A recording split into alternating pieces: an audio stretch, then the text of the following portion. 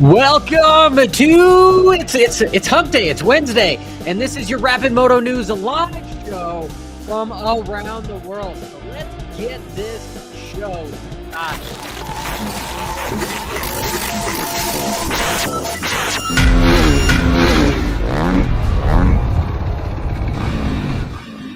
Boom. So it's been an interesting week, right? There's been some good, crazy news, and then there's been some stuff that's I don't know, it's just kind of somewhat forgettable. So the first thing that I want to do is it's not necessarily sensationalism, but it's something with the sport, with drama. So first off, we got to talk about motocross and the young man, Jet Lawrence. There's so much comparison between him and Deegan. It's almost getting out of hand, but the sport needs it. And the powers that be, they should be feeding off of it because this is a dynamic that's going to sell tickets. And honestly, it gets me excited. Of course, I'm talking about it, and the rest of the world is talking about it. And if you want my opinion is that Jet is a better rider than Deegan. And the only way for Deegan to win is to not only just outwork him, but also get inside his head. And what better to do than having a mentor of your father with Metal Militia and what his experience is with Travis Pastrana and everything. So it almost seems like it may be working. Okay. So listen to this. This is something that's somewhat interesting, but here. Why did he get to that? Here, we'll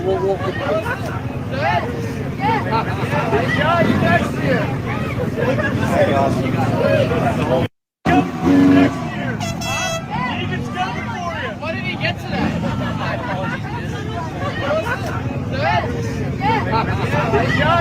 Which is crazy, which is kind of cool that Jet didn't even know what Deegan got as far as the racing. I kind of feel that he probably did, but this man is holding the number one plate, just locking up the championship a race early where Deegan did not.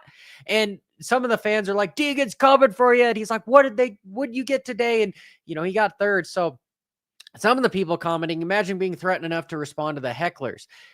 He kind of has to shut him up, and he's probably going to shut him up with his riding. Okay. And then other people are saying, didn't Jet get sixth place overall the week before? Yeah. He got a docked one lap, which was somewhat ridiculous. But this, to me, it almost feels as if Deegan's stuff is working. So Jet, he just has to let his riding do the talking, where I believe Deegan has to do a little bit more than that. And if I move on to something that I thought was very interesting with the last race at MotoAmerica. So we had a crash. Max Flinders. So it's going to be Max Flinders and Dion Campbell who've come down at the end of the back straightaway. I believe it's going to show right here at the top of the screen. We have a rider that his motorcycle explodes and there ends up getting some oil on the track. Well, what does defending champ do? Okay, here, no, I gotta back up here. So watch what the defending champ does. Like we're gonna get this race underway. It ended up being a red flag, and he's going, "Hey, don't do this. The track is unsafe.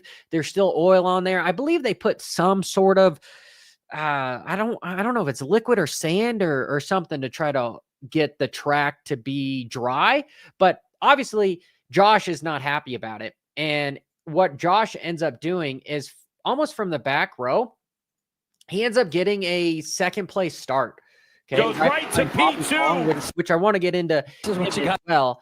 And if you see where the crash actually happened, watch as Josh tries to go around the outside of Flap Heron's going to take the lead, and he doesn't want to come in here because he's afraid of the oil. So Josh Heron, and he goes a little bit wide underneath. The goes Bobby Fong. So Heron is trying to get around that oil dry. Doesn't like what he felt on the warm-up lap, but he's still in the mix. But it's Fong leading the way.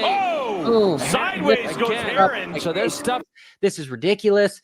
And he ends up getting a 7th place finish when Bobby ends up winning. And Bobby is kind of undefeated right now. And I want you guys to go check out my interview with Bobby, because he's a little bit unknown of a guy because he stayed away from social media for so long, because we all know the internet can be a dark, dark place where, feelings go to die, right? But there's also really good stuff with the internet as well. So Bobby is now beating Cameron Beaubier out front his first year. And his teammate Jake Gagne is in 4th place. The defending champion is now 3rd. Bobby, if you listen to that interview, Bobby's talking about that this is his first time as a factory rider, and he is basically set up to, he has to win if he wants to have a repeat ride. And that interview happened before he got his first win, and now he's up to like something like 5 or 6 wins, which is absolutely crazy. And okay, what is this guy saying? Road Racing uses a compound called Speedy Dry, which is basically a clay cat litter on steroids. Oh, okay. And I'm assuming Stefan probably knows a little bit more than I do, which is that stuff probably takes a little while to dry. But when everything is live, I don't know, the powers that be, the NBC, they make Peacock, you know, they make it to where you kind of, the show must go on, the show must go on. So here, just continuing. Bobby doesn't have a whole lot of followers on there, so make sure you go follow Bobby Fong 50 _ because the dude's trying to get his social media back up. And what better than to follow the dude that's the fastest guy right now on 2 wheels? I kind of want to say here in America, because he is doing like 180 kilometers. Anyway, some more news. You got that Tom Vialle. Yeah, the rumors with him signing with HRC Honda. Well, they're pretty much official that he's going back to MXGP, because here in America, he has to go up to the 450, and he doesn't want to go against the likes of Sexton and Jet and eventually Deegan. So I think this is a good move for not a defending champ, but just a multiple time European motocross champ. And I kind of expected a little bit more from this guy, but he's still one of my favorite riders. If I'm being biased, I just like the way he rides a motorcycle. And, you know, best of luck to him with that HRC Honda. I know I'll be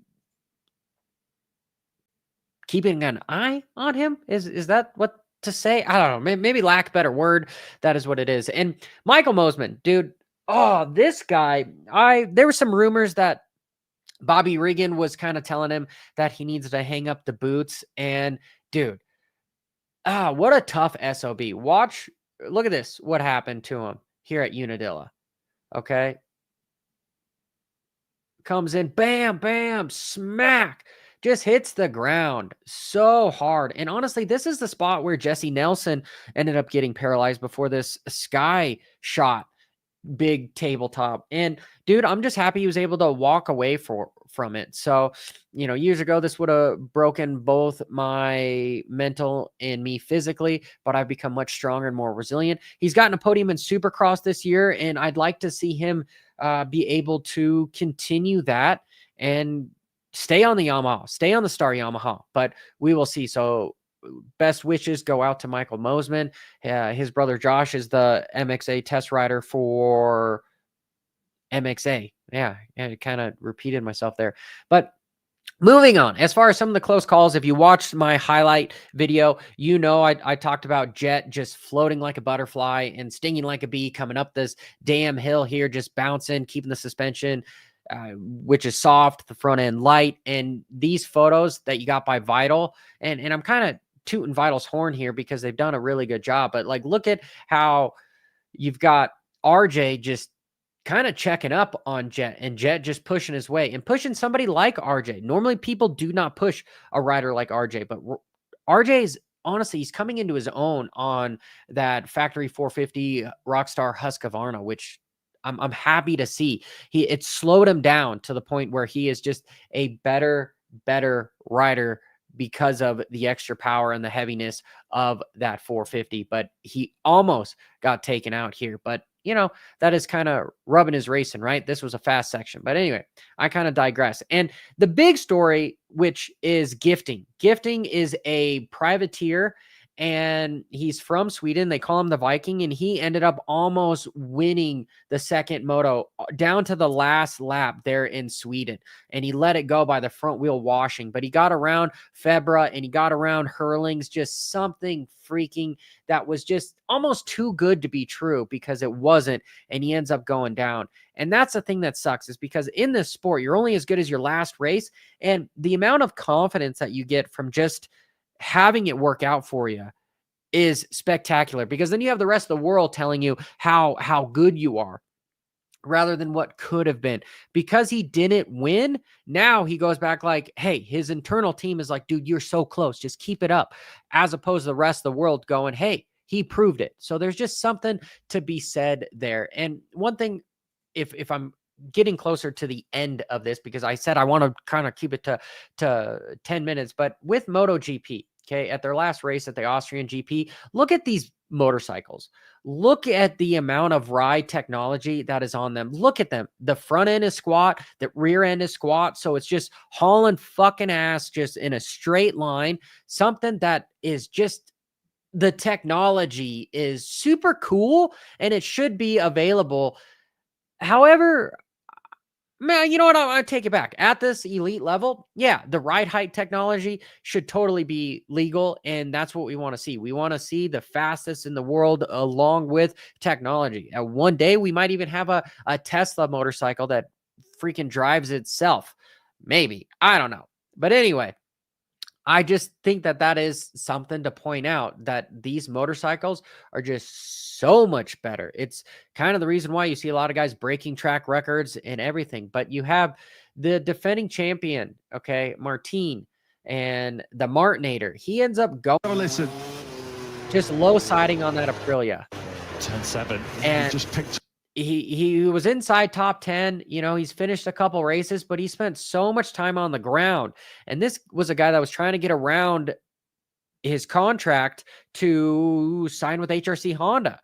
And, you know, talking with some of the MotoGP riders, they've told me that the reason why he signed with Aprilia is because the bike was doing decently and it was for a big, big paycheck, right? So, you know, and he was pissed that Marquez got the spot on the factory Ducati where he didn't, because he was on the privateer Ducati and he won the championship, but they picked Marquez over him. So he was somewhat pissed about that. And, you know, I do want to give a shout out to Vital, because I do think that they do a really good job. Okay. I really, really do, you know, along with some of the news anchors that they got there with Michael. But this was one of the things that I somewhat called BS, but it was kind of cool to hear what Vital had to say about the whole thing. But first off, just backing up, they were talking a little bit about Roczen. And I heard rumors that Roczen was potentially going to go to Cowie because Prado is leaving and, you know, Sexton's joining. But that seems kind of like a double-edged sword with Roczen trying to be on Cowie with Sexton. I believe that his agents and everyone involved would say, nope, let's not do that, because you want to be the only heavy hitter on a team. And so essentially what's more likely to happen is he's going to get a substantial pay raise to a Supercross only contract. Okay. And I really like how Michael is very technical on, you know, what they asked about Sexton with what his crash was, because the crash, they're saying that it's a rear brake failure. I called it kind of, you know, mishap on Sexton, which goes with past history, right? And let's hear what Michael had to report on it. Next explanation, the Red Bull KTM team. We were talking to somebody on the team earlier, and of course the Chase Sexton brake item came up, and I asked for a little bit more information on how they came up with it being a rear brake failure, because I know based on the statement they made this week, some people gave them props for being open and forward, and I've seen a lot of people, I think it was PR, basically call BS and not believe the explanation. So I asked for a little bit deeper explanation on how they came to that conclusion.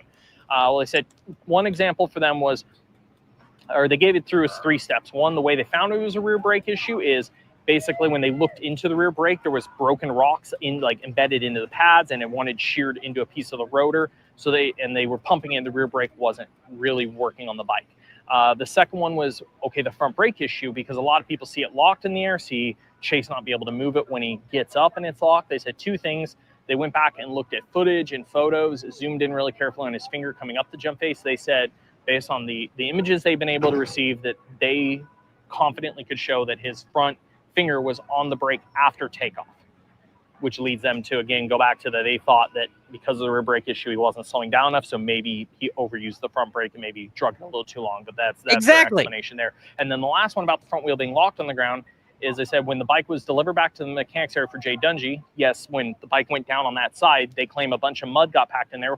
Jay basically cleaned the mud out, it released the front brake, and he was able to ride it back to the semi as is. When I say clear mud out of it, we're talking about the Yeah, ridiculous. Okay. So that's what I was saying about my whole analysis that I was last week, is that freaking Sexton came off the jump with the front brake engaged, and that just moves the motorcycle. And then from there, he crashes, packs it in with mud, doesn't work. He gives up, doesn't even look at the front brake, just drops the motorcycle and moves on. Okay. Where if he might have been close to the mechanics area, you coulda, woulda, shoulda, all this kind of mumbo jumbo BS. Dungy would have looked at his mechanic, been like, hey, shit, you go back out there, race. But he's not racing for points. I mean, he was kind of racing for SMX playoff points, but he's already pretty much solidified himself there. So there really was no reason for him to be out there. And I know we all get stuck on with, hey, trying to teach our kids and everyone that like, just finish. But these professional athletes, sometimes, you know, they need to walk away, and it's 33 races. So I completely understand the attitude. However, I've heard that Sexton is kind of a difficult guy to work with. And yeah, the PR release of just saying that it was a rear brake issue that caused everything, I just don't agree with. It was, yeah, sure, you know, he hit the jump faster, but these guys are such good riders on the fly. They know how to ride a motorcycle with no brakes, right? And still go considerably faster than everybody. And they can adjust on the fly. He is just an overthinker. And that's kind of what happened. And hit the rear front brake. Things went sideways.